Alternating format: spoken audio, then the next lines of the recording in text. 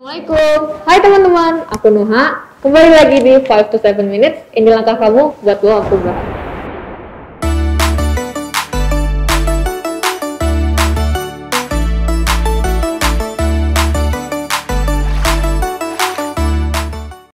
An Utsman radhiyallahu anhu, anna Nabi sallallahu alaihi wasallam qala, khairukum man ta'allama Qur'ana wa 'allamah.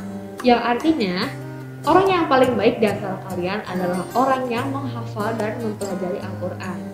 Di sini aku yakin pasti teman-teman semua udah hafal dong sama hadis ini. Tapi nih, teman-teman itu sekedar menghafal aja atau memahami maknanya sih? Karena ya, saat teman-teman tahu, hadis ini tuh memiliki makna yang luar biasa indahnya. Apalagi di masa Ramadan kayak gini. Ini amalan yang cukup mudah dilakukan dan kita gak perlu keluar rumah, apalagi di masa pandemi kayak gini. Dan kita pasti pernah dengar ada hadis yang mengatakan bahwa membaca satu huruf Al-Quran sama dengan satu kebaikan. Apalagi di bulan Ramadan ini segala kebaikan dilipat gandakan sama Allah menjadi berkali-kali lipat. Bayangin, membaca Al-Quran aja udah satu kali kebaikan. Bayangin kalau kita mengulang-ulang ayat yang sama di bulan Ramadan. Bayangkan udah berapa kebaikan yang udah Allah kasih sama kita. Oleh karena itu di sini aku mengangkat tema keutamaan menghafal dan mempelajari Al-Quran. Sebenarnya pasti kita pernah dengar gak sih? Banyak banget dalil-dalil yang mengatakan tentang keutamaan menghafal sama mempelajari Al-Quran. Tapi di sini aku mau kasih tahu ke kalian beberapa keutamaan yang udah aku rangkum di sini. Jadi yang pertama adalah mendapat perniagaan tanpa merugi.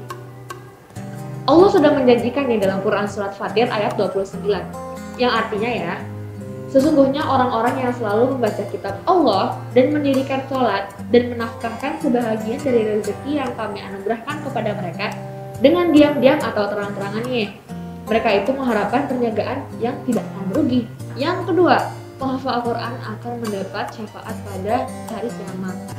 Aku pernah dengar ada hadis yang mengatakan Al-Quran itu nanti akan datang pada hari kiamat seperti seseorang yang wajahnya tuh bersinar gitu, bersinar terang. Terus Al-Quran akan mendatangi para penghafal Al-Quran dan berkata, kamu kenal saya?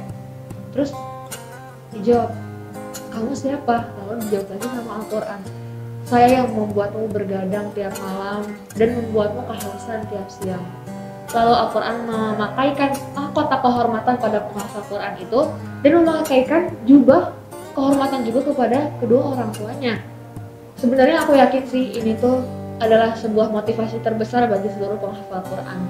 Nah, keutamaan selanjutnya adalah menjadi pemimpin delegasi. Jadi Rasulullah SAW memberikan amanat kepada para hafiz itu untuk menjadi pemimpin delegasi. Apa sih maksudnya pemimpin delegasi itu? Jadi Abu Hurairah tuh pernah berkata bahwa pada suatu ketika Rasulullah itu mengumpulkan semua delegasi. Itu tuh jumlahnya banyak banget. Terus di situ Rasulullah mengecek satu persatu hafalan mereka. Sampai juga Rasulullah kepada salah satu sahabi yang usianya paling muda di antara para delegasi yang lain. Di situ Rasulullah bertanya, apa saja hafalan kamu? Terus dia menjawab, aku hafal surat ini, dan surat Al-Baqarah. Lalu Rasul bertanya lagi, surat Al-Baqarah? Iya benar katanya. Lalu berangkatlah kamu menjadi pemimpin delegasi. Jadi teman-teman, inti dari kisah tadi adalah Rasulullah saja yang manusia paling sempurna di muka bumi ini aja sangat memuliakan para penghafal Quran. Kita langsung aja ke keutamaan selanjutnya, yaitu hafiz Al-Quran adalah keluarga Allah yang berada di atas bumi. Bayangin kita insya Allah calon para hafiz muhafizah mendapat kemuliaan menjadi keluarga Allah di muka bumi ini. Seperti dalam riwayat hadis Ahmad yang artinya nih ya, sesungguhnya Allah memiliki keluarga di antara manusia. Para sahabat bertanya, siapakah mereka ya Rasulullah? Rasul menjawab, para ahli Al-Quran. Mereka lah keluarga Allah dan pilihan-pilihannya gitu. Jadi teman-teman, keutamaan menghafal dan mempelajari Al-Quran selanjutnya adalah seperti buah utrujah. Apa sih maksudnya buah utrujah itu?